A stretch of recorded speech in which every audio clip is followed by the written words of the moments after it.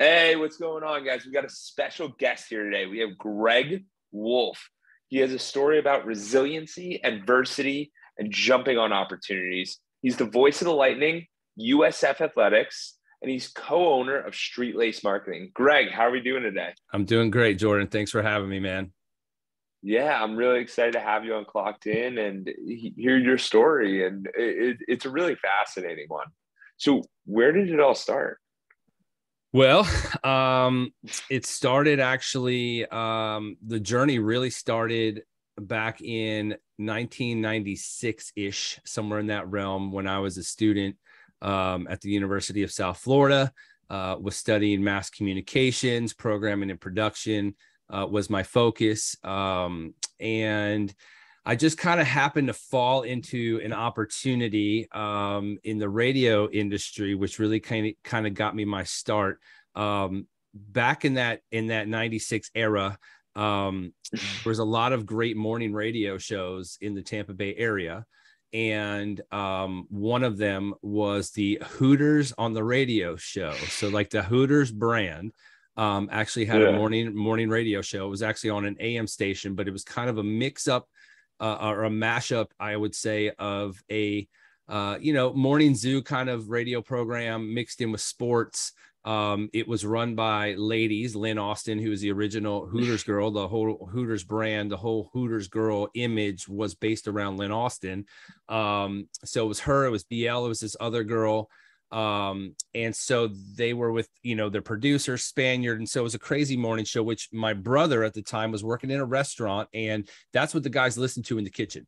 And so as it is in radio, a lot of the times these restaurants have the opportunity to be featured, on morning shows. They bring down food to the crew. They get some mentions. It helps their business, whatever, what have you. And so my brother's restaurant was selected to come down to this morning show and provide food for the crew and talk about the restaurant. So he asked me, knowing, I'm a mass comm major, I'm in USF. He's like, hey, we're going down to bring food to the Hooters on the morning show, Hooters on the radio morning show. Would you want to go? And I was like, sure, I would love to go check this out. And so that's what we did. So we went down to the radio station, and as we're driving to the station, we're listening to them that morning talk about why men don't like to shop. Lynn Austin was married to Daryl Dalton, the baseball player. I want to say that's who she was married to. So again, a wife of a professional athlete. So hearing her perspective on things. So the ladies were on a tangent that morning about why men don't like to shop. Well, growing up, we were in fact like around fashion retail. My mom worked for Saks Fifth Avenue. She worked for Macy's growing up. So we kind of were entwined with the fashion industry through my mom. So we love to go shopping and especially back to school shopping. That was a big thing for us. So growing up, that was just one of the things we loved to do, sneaker shopping. And so I'm hearing the ladies that morning talk about why men don't like to shop. And it was just like festering in me that these ladies they're so in left field right now with what they're talking about. So we go into the station, we bring in the food. And I'm just kind of enamored at that point because their show sounded so big, like bigger than life on the radio. But when you get down to the station and you get to the studio, there was like 7 people crammed into this small room, and it was like a closet. And I'm like, this is the morning show. Like I just had this image in my mind of this wide open space, and it just blew my mind. I'm like, this sounds like a massive production when you listen to it, but the reality is it's so small and confined. That kind of blew my mind. So I was enamored by that. But we bring in the food. They're talking about the food, and I just couldn't shut up. I literally was like, can I say something really quick? And they're like, who is this guy? Like my brother was talking about the food, and I was like, can I say something really quick? And they're like, sure. Who is this? He's like, he's my brother. And I was like, you do realize that you just stereotyped an entire generation of men by saying guys don't like to shop. And they're like, what do you know about shopping? And so there was this natural banter. Was this off air? This was live on the air. This is on the air. So there's this banter between me and these ladies. Like, who's this college kid trying to school us about the fashion industry? And they were throwing questions at me about designers, and I'm throwing them right back. And again, there was just this natural banter between me and the ladies. And when the break was over, I was like, I absolutely thought that was so much fun. Like I would love to do this more. How can I, do you guys have interns here? I'm a college kid. And they're like, we've never had anybody ask us to be our intern. So we don't even know. So they said, go talk to our GM. And I did. And he was listening to that whole break. And I said, I'm a college student at USF. I love this whole dynamic. Do you guys have internship opportunities here? And he was like, kid, nobody's ever asked us that before. He's like, I don't even know. He's like, you'd have to talk to your professor. But I was like, does that mean if I get approval that you would find an internship for me? He was like, sure, why not? And so I was like, okay. So I went back to USF. I went to my professor, said I have an opportunity to get an internship at a legitimate radio station for a morning show. And he was geeked for me. He's like, that's awesome. That's what this is all about. And so he's like, you do have to get college credit though. That's the key here is if you're going to get a college internship, especially in your major, you have to get a credit for that. So you have to, there's like, I don't say rules, but there's things you have to complete in worksheets and the GM has to sign off each week. So it was like a real legitimate internship. So he gave me the paperwork. I went back to the station and next thing you know, I'm the Hooters on the Radio show morning intern. And for, I don't know, 2 months maybe or more, I was their do boy. Like I didn't like, there was no radio learning anything. They're like, go get me coffee, go pick up my dry cleaning. Here's the key to my house. My dog needs to go be walked. Like I literally was just like their bitch boy, to be honest with you. Yeah. And one day I woke up and I'm like, this is not what I signed up for. I love the girls. They're funny, but this isn't what I signed up to learn. Right. So yeah, I started saying, I'm going to have to take it upon myself now to start talking to other people, like the producer, the guy that's producing the show. He's running the commercials. He's running the board. I'm like, okay, can I observe you for a while and watch what you're doing and ask questions? And he was super nice. His name was Bill. He's like, absolutely.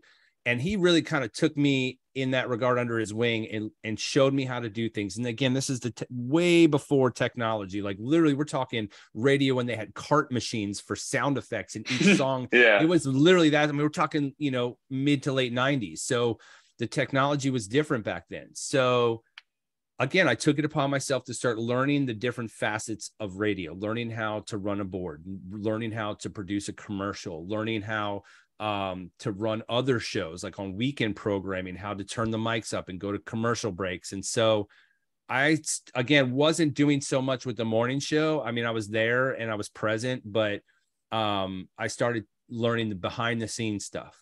And so finally one day they woke up and said, well, wait a minute, we have an intern and we're doing nothing with this kid. We need to start sending him out to do street goon kind of stuff. And so that's what they started doing. They started sending me out to, and this is how I got my radio name. It's a great story behind that, but they started sending me out to do like embarrassing stuff. We'll get to that in a sec. So I think the really important thing is what you brought up with the initiative, because you're going out there and just jumping on the opportunity of like making up your own internship and then actually getting there and actually making up like, hey, I don't know what I'm doing here, but I'm going to get something out of this, which is huge. Well, that too. And plus I felt an obligation to my professor with you're supposed to be learning stuff, not just be sitting there for their becking call to have you go pick up their dry cleaning. You're supposed to be learning things about the industry. And that I really wasn't. So I don't want to say I was getting frustrated because I'm like, nobody's going to do this but me. So I need to start figuring other things out. But then that one morning, for whatever reason, they had an epiphany and said, we need to start utilizing Greg and putting him out on the streets to do street bits. And so that's kind of what I started doing. Now I'm going out doing radio stuff out in the public. And there were 2 radio bits. One that got me my radio name, which it still lives on to this day, was back then. And again, this is late 90s. I want to say like 97-ish, maybe, when the big news in Tampa was the half-cent tax. This law passed that would allow them to rebuild what is now Raymond James Stadium, the old Houlihan Stadium where the Buccaneers played. So the half-cent tax bill passed, which meant they were going to rebuild Raymond, which is now Raymond James Stadium. So on this one particular week, this morning, they had the groundbreaking ceremony for what is now Raymond James Stadium. And so that was the big news. They finally broke ground. and now this thing is going to get underway. So that was the news story the day before. The next day they said, Greg, we're going to send you out to the site where they did the groundbreaking. Your dad's in construction, right? I was like, yeah. You have a hard hat, you have a shovel, a flannel shirt. We want you to look the part. Okay. So I just said, fine, I'll go do whatever they're asking me to do. So I go out to what is now Raymond James Stadium. And so it was a construction site. There's a trailer, and they still had the tent from where they did the groundbreaking ceremony. The chairs were still there. But it was fenced in. It was all fenced in. So I get out to the site. I call the station. I'm like, hey, I'm out here. I'm dressed like a construction worker. They're like, we want you to get into where they filmed, where they did the ceremony. And I'm like, well, it's fenced in.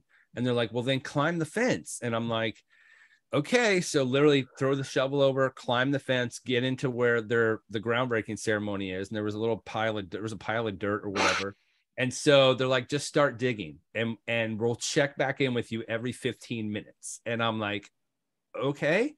And so again, I'm not really understanding the premise of this whole bit, but on the radio after the fact, come to find out, the whole spoof for them was, we all in Tampa had to pay this 50-cent tax for the new stadium. So we're sending our intern to go out there and start digging so that we can help this process underway, because Houlihan Stadium is such a dump that we want to do everything in our power to help further along the process of building a new stadium. That was the whole shtick. So we're going to send our intern to start digging now so that they can get construction done faster. I didn't know any of that. I just knew that they sent me out there to start digging.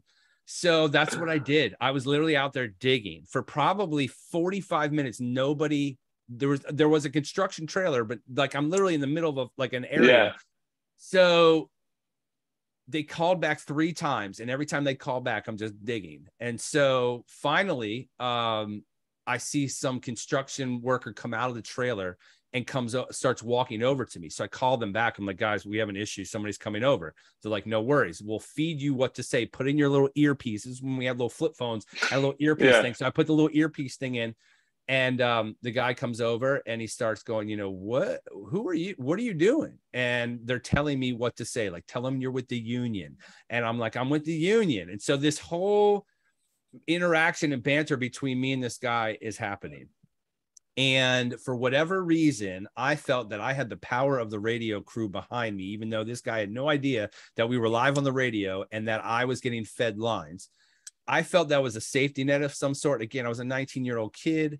So me and the security or the construction guy kind of get into it a little bit. Like I started mouthing off, like, I don't know you, you're not a part of the union. I don't get your boss out here. He's not going to.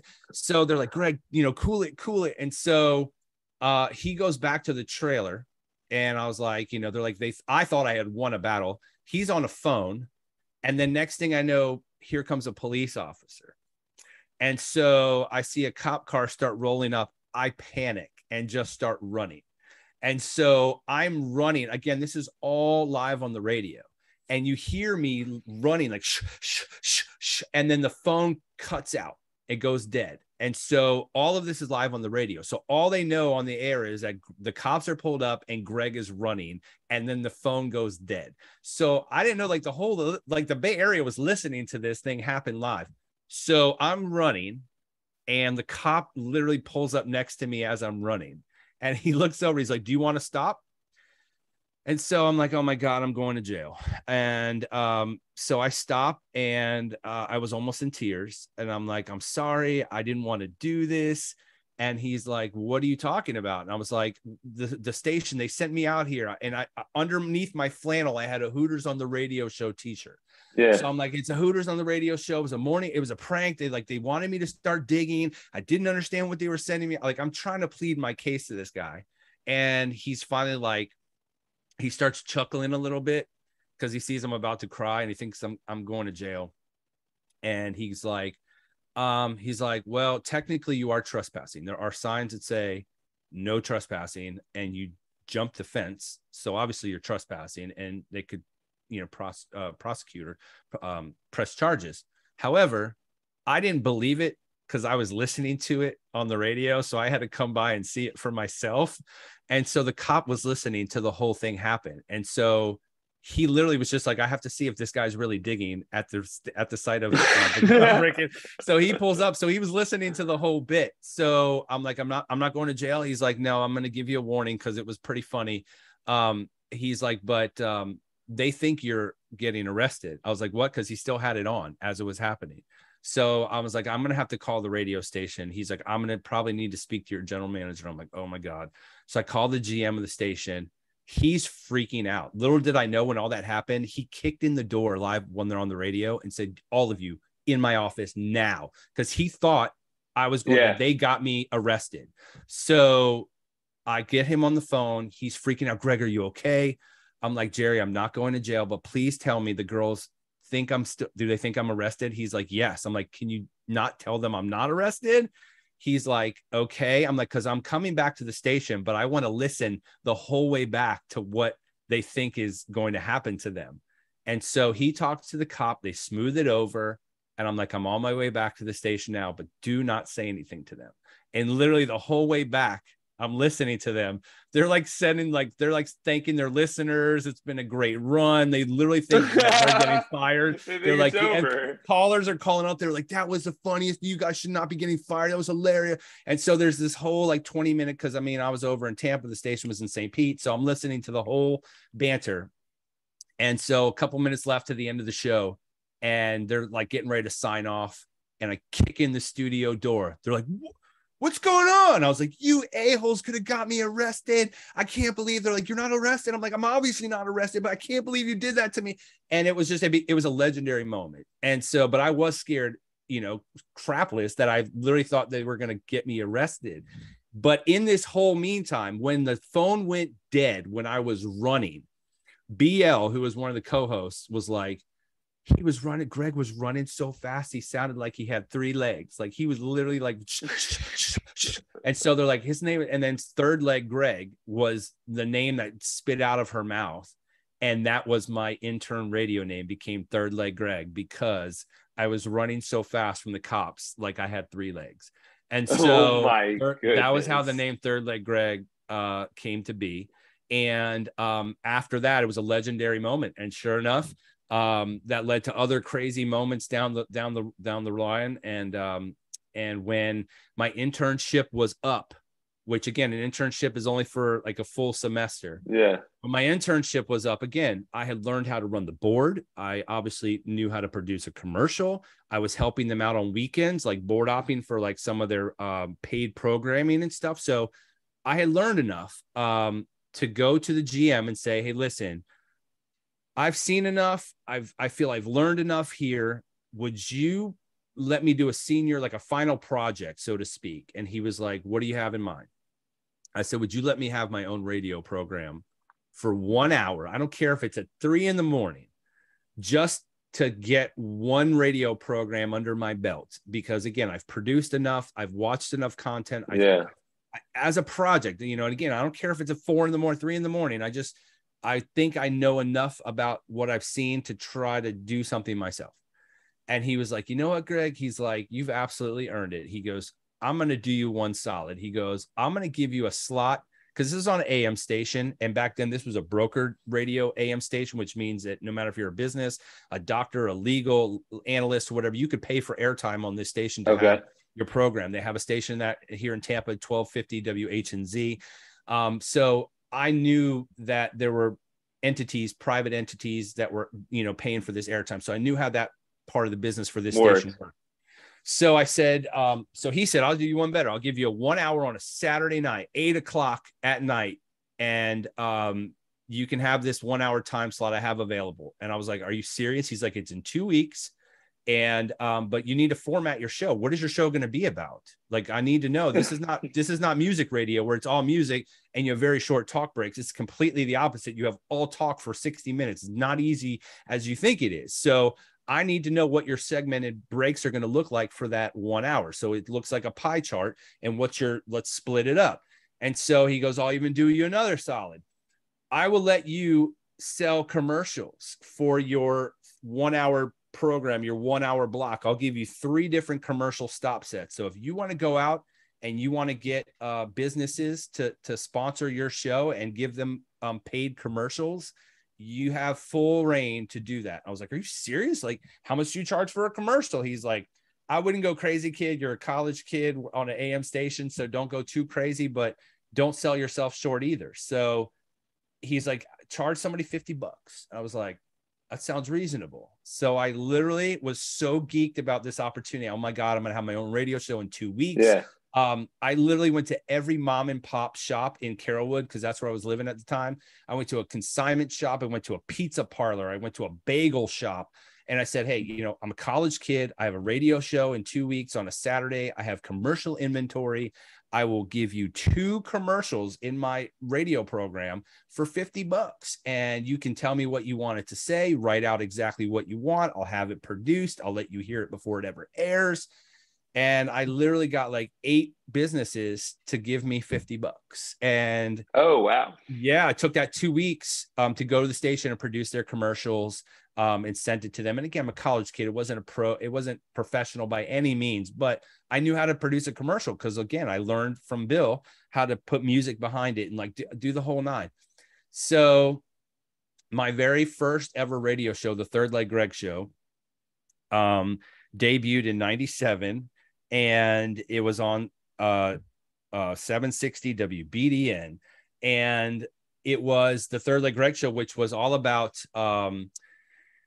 Tampa hip hop. Because again, I'm a hip hop head coming to Tampa. There was no hip hop station in the 90s. I mean, 93.3 FLZ was the only real choice for top 40 music. So I was like, this is where I'm going. I'm going with hip hop. We're gonna play underground hip hop. We're gonna talk about hip hop. We're going to talk about Ybor because back then Ybor had all sorts of clubs and bars, way more than it is now. It was almost like a Mardi Gras, Bourbon Street vibe here in Tampa back then. So there were so many clubs and so many big DJs. So I would do an Ybor update. Here's what's going on in Ybor this weekend. All the clubs. Here's where your favorite DJs are going to be. A friend of mine from USF, he got a production assistant job for the summer at MTV. I'm like, he would be great to talk to. So I had booked him for the show. I was writing music reviews in college for a hip hop magazine called The Hive.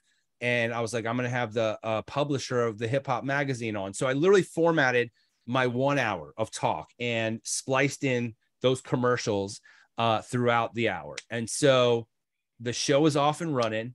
And it's funny because I listened to it. I have a tape of it and listen to it years later. And it's just awful. It's just terrible. But again, you like, so you got to have initiative and start somewhere. So for me, I didn't realize that was going to really be the springboard to my entire career, but I put so much into it. I knew something good will come from it. And so the next, that was on a Saturday night. That Monday was my final day at the station. I asked the GM if he listened to the show. He said, I actually did. He goes, word to the wise though. Next time you may want to have somebody else voice a commercial, which I didn't even think of because remember, I went and sold the commercials. So I had to produce the commercial. I had to voice the commercial. So when it was Greg's talk show going into commercials of Greg doing a commercial for a pizza place, doing a commercial for a bagel place, doing a commercial for it was literally my voice the entire hour. Like, he's like, you may want to have a female or somebody else read it, you know? And I wasn't thinking that kind of stuff, but he was right. I'm like, it was literally the Greg show, the entire hour, every commercial, everything. So he said, I listened to the show. It was great. It was great for your first show. It had structure, you know, obviously it wasn't, again, I didn't know what I was doing, to be honest with you. But I said, hey, Jerry, you know, thank you so much for the opportunity. It's been a great experience. I thank the girls. They were sad. They got me a cake and the whole nine. And I was like, just out of curiosity, just humor me this. Since this is a brokered radio station and you do obviously have some available time slots, you know, throughout the weekends or whatever, let's consider this. If I was to be a paying customer, just like this lawyer, just like this doctor, whoever. Yeah. How much would you charge me for that hour? Like a legit, like business charge for, you know, I know you got to make money. It's a business. Yeah. Like, what would you charge me though, to do an hour on this station to keep the Third Leg Greg show? And he's like, are you know, let's be real here. I'm like, I'm just spitballing here, Jerry. Give me some insight. He's like, Greg, if we were just, you know, we're talking, I would give it to you for like $100. And I was like, okay. And I threw down the $400 that I had made selling those commercials. And I said, can you book me for the next 4 weeks? And he was like, kind of dumbfounded. And He's like, are you serious? I'm like, is the money green? Yeah, I'm serious. I would love to keep this program. And he was like, you know what? Screw it. You've earned it. It's yours. You got the next 4 weeks, but after those 4 weeks, I need $100 every week. I was blown away. I'm like, I did not think that he was going to agree to that. I thought I was going to have to pick up that $400. He was going to tell me it was like $400 or $500 per hour, thinking, not thinking he was going to throw something like $100 out.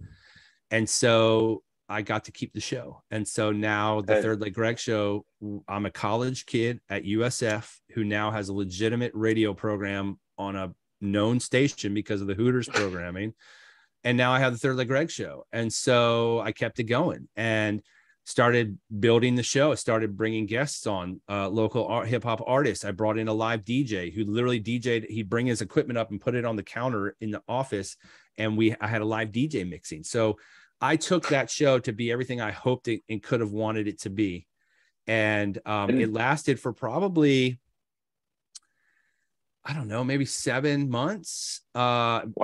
I went back to the same mom and pop shops and said, you guys helped me get this program. And I took your money and I reinvested it back into the program. So if you believe in me and this college kid, I would love to continue to give you these commercials and freshen them up and add a female voice or whatever. And a lot of them, because they were mom and pop small businesses, a lot of them kept on. So I now had a commercial base to pay for my airtime and make a little money for myself as well. And so I kind of figured it out a little bit. And one of the big things there that I think is so cool is that you started. Like half the battle is just starting, and it's taking the initiative that I'm going to do it. And you go, I have no idea what to charge. I have no idea about anything, but like, if we can make some money and it's green, then we can keep it going. Absolutely. And having also somebody believe in you and somebody who's seen you put in the work. It's not just like it was handed to me. Like I really had to do some crazy things to make that happen, but I wanted it bad enough to say, this is what I think I was meant to do, or like what I want to do. I've kind of learned the niche. So I'm a student at USF in mass comm with now a radio program, and kind of carry that through 97 into 98. First taste of radio business reality. I come to work or go to do my show one night, and I go up to the building and I go up to the door of the office and my key doesn't work. And I'm like, well, that's strange. I'm literally like, let me try it again. And like the key is not working. Yeah. So I'm freaking out. So I call the producer, or I call the GM, Jerry. I call him. His phone's disconnected. Oh my God. Something's going on, right? So I'm freaking out because I'm supposed to be on the air in like 30 minutes. Doors locked. Nobody's in. GM's phone's disconnected. What the hell is going on? I call the producer of the Hooters show. He didn't answer right away. So I am pissed now. No idea what's going on. He finally calls me back and I'm like, Spaniard, like, what the hell's going on, dude? My key's not working. I'm supposed to be. He's like, you didn't hear? And I'm like, hear what? He goes, the station got sold. And I'm like, what does that mean? And he goes, a Spanish broadcasting company came in and they purchased the station.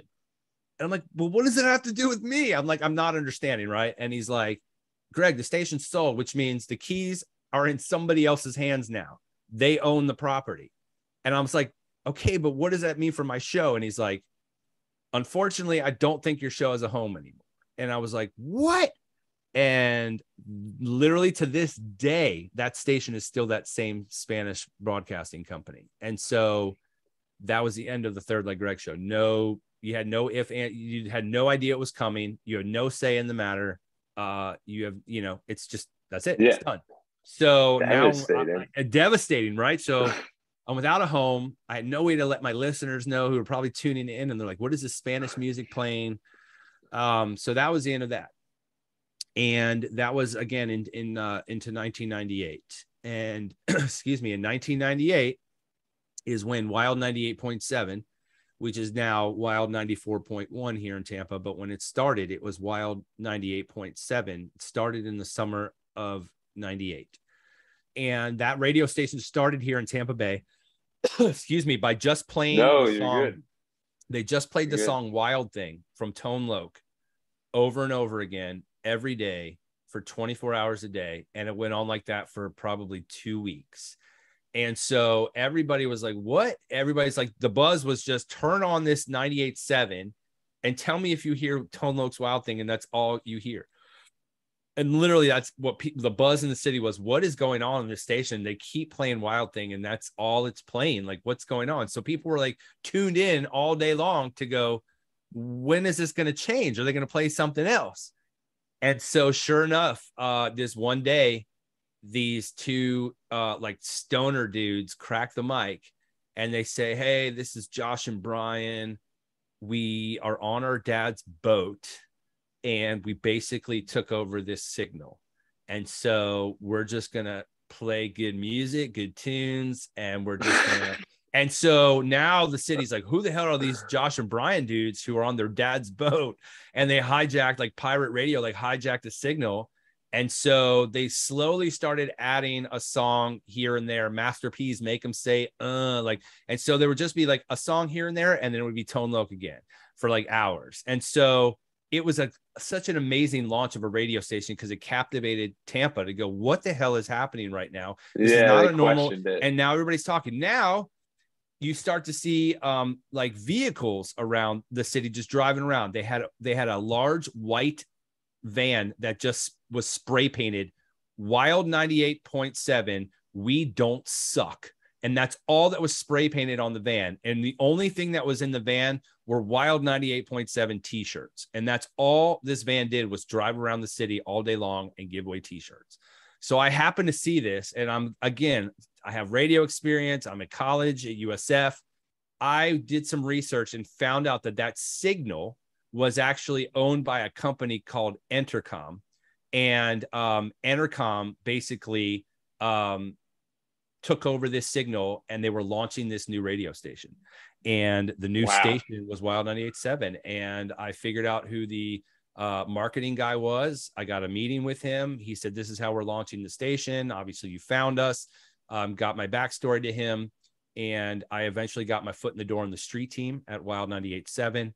And same thing there, man. I infiltrated every aspect of that business, from the board opping stuff, learning how to run, run programming, eventually became like a weekend fill-in guy, overnights. And then eventually the night guy got fired at that time and, kind of became the bridge over water until they could find somebody across the globe to come in to take that new position, because it was the hottest radio station at the time. And again, this was probably in 99. The station was developed. It took over the whole city. Yeah. So everybody wanted that job at Wild in Tampa.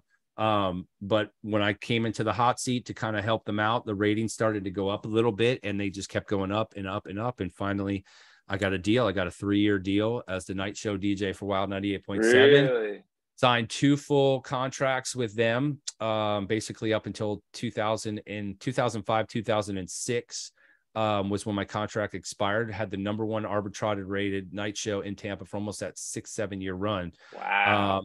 So the crazy story, how I got to the Lightning from radio, the guy that hired me at the radio station, Mark Gullett, he was the president of promotions. He took a job with the Tampa Bay Lightning 1 year into that radio station's creation.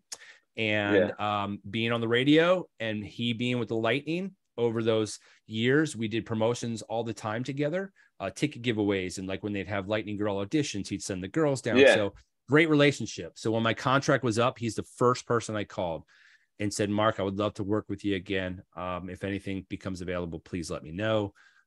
He didn't have anything at the time. And I kind of waited it out. I was getting interviews at other radio stations across the country. Nothing really felt right to me. At that time, was radio, because I understand that there was so much transition, because as you're telling this entire story, I'm like, I have a podcast, and this podcast is like, the barrier to entry is so small. You're like, you have to go knock down doors, dig holes, do all this. And I'm like, I just got a Zoom account. Obviously you can see how the technology has changed over the last 20 years. But back then, radio still like ran the world. I mean, that was your only way to get, there was before Napster and all these other music sources, your radio was your option, or TV, MTV. So we were the only outlet at that time. So if that's the career path I was going to go down, to pivot and go away from the industry, because eventually I did get the call from Mark a few months after my contract was up, and I did not accept any other jobs in radio. I literally was like, I don't feel like these are benefiting me. So I took my time, and Mark eventually called and had a position on his staff as a marketing coordinator for the Lightning. And I took that role with him back in 2006.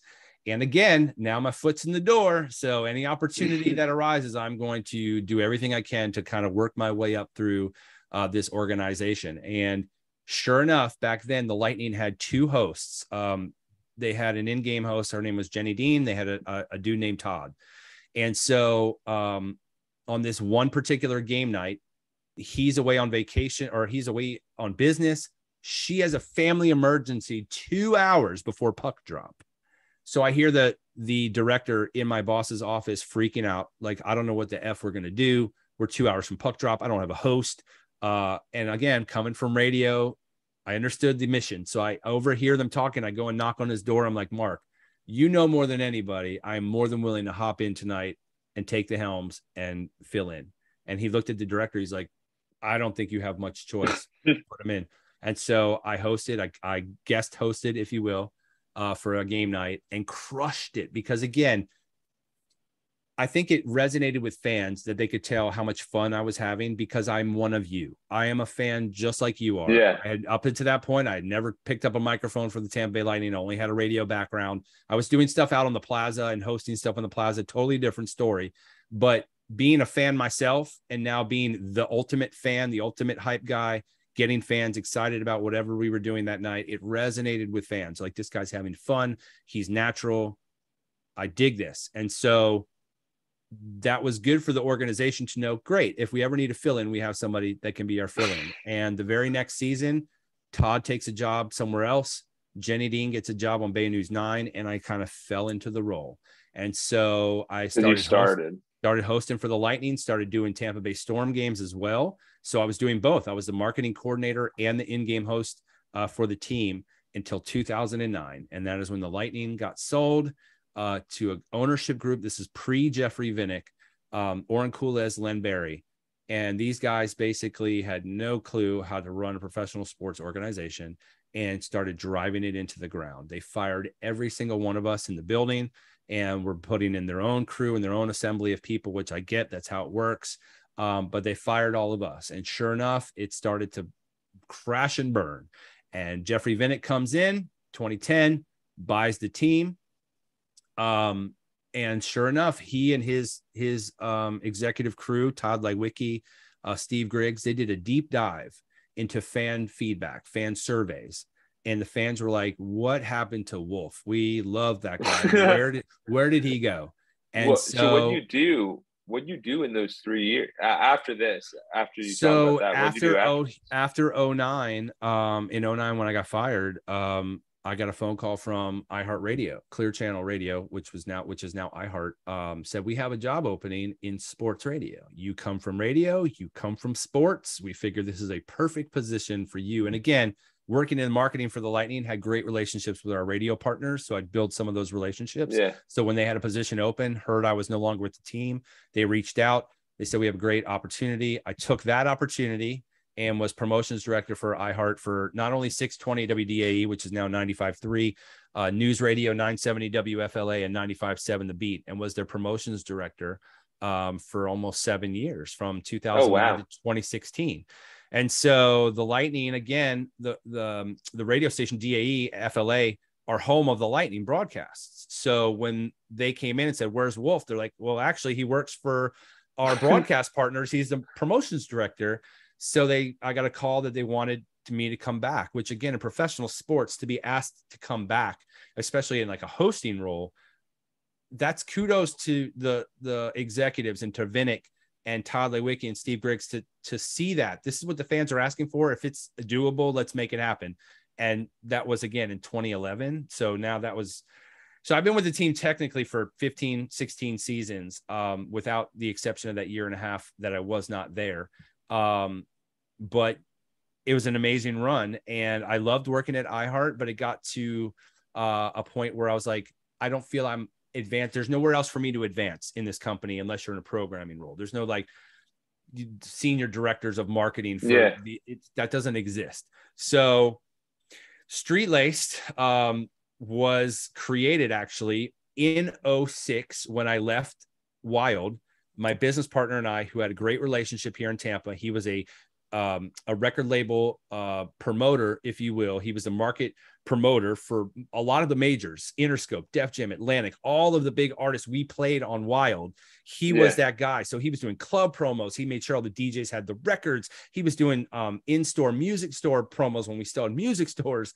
So we had a great relationship. And when my job was up at the radio station, he approached me and said, I could use your help with all the relationships and your musical knowledge in the market and the relationships you have with the DJs. We started talking, and the more we talked, I said, I don't know if I should work for you. I think we should start a legitimate marketing and promotions company together.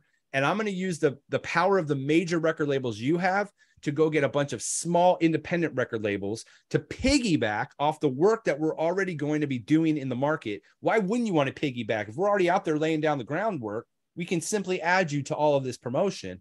And it absolutely worked. And we became, that's what Street Lace was. We were lacing the streets with music, making sure that we were all handling all their priorities, whether we were in the hot spots, the clubs, the whole nine. And so that's how Street Lace started. It was a side hustle for my business partner. It was a side hustle for me because, again, I was working for the Lightning, working for iHeart. So Street Lace just over the years just kept growing and bubbling and building from a musical promotions company to what it is now, which is a full-fledged marketing and promotions company. We have over 42 DJs in our network who are either major entertainment or major affiliated as far as radio goes, as far as the entertainment entities, the sporting industries. They're all affiliated in a major way with those entities. We have a whole roster of entertainment, everything from fire breathers to breakdance crews to bouncy houses. We have all of that in our network. We still do the grassroots marketing and promotions for businesses because we took that model from the street promotions from hip hop and from music, and we put that same philosophy to work for a lot of brands, local and national, because it still works. So we still have a grassroots element of Street Laced on top of booking, on top of social media marketing. We do a ton. So we both decided in 2016 to take the leap and leave our corporate jobs. I left iHeart. My business partner worked for Delta, and we focused full-time on Street Laced. And again, that was in 2016. Wow. And now here we are 6 years later, almost going into our 7th year full-time. And the ceiling is, there is no ceiling for us. I mean, we provide all the entertainment for the Bucks, for Bucks Beach on game days, for the Tampa Bay Lightning, obviously working that relationship, USF Athletics, IMG Academy, the city of Tampa. We've done stuff for the Super Bowl. I mean, you name it. We've really done a very good job these last 7 years of really building our brand here in the market. And again, utilizing my past experiences, my relationships, whether it was in radio, sports, the entertainment industry, to help build the brand that we created. So that's kind of where things are at now. Still hosting for the Lightning. I picked up the USF hosting gig 8 years ago. Again, as an alumni, they saw the opportunity. They saw me at Lightning games. They said, we need this guy. And so that's kind of how we're at today. I know that was a long story, but that's really the path that got me from point A to point B. And it's a lot of information, but that's how it's been built, man. That's how my path went.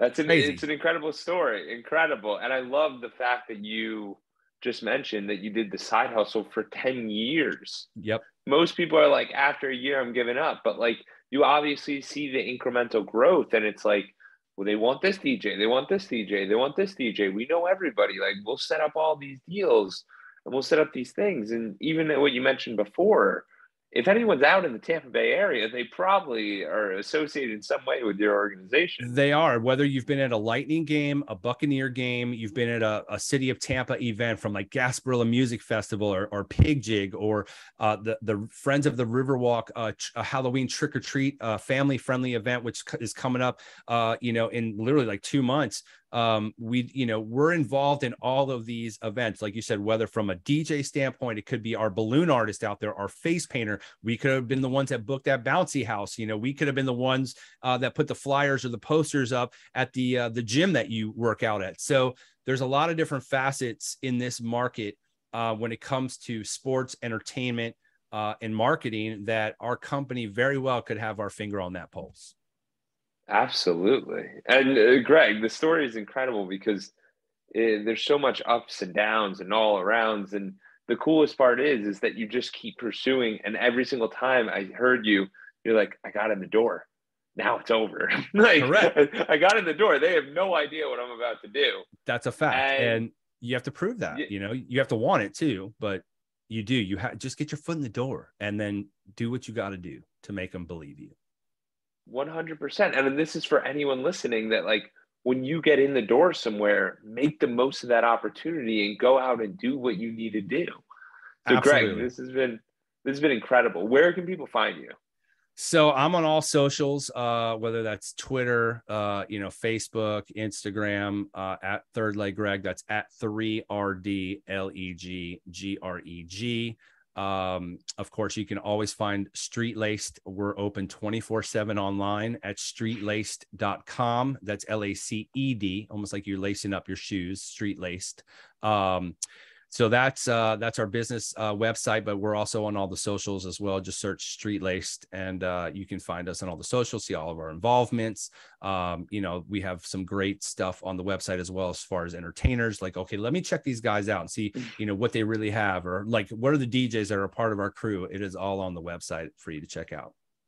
Yeah, and I'll leave all those links in the bio. Thank you so much, Greg. This has been awesome. Thanks for having me, Jordan, and I appreciate it. Go Bolts. Hockey season's right around the corner, baby.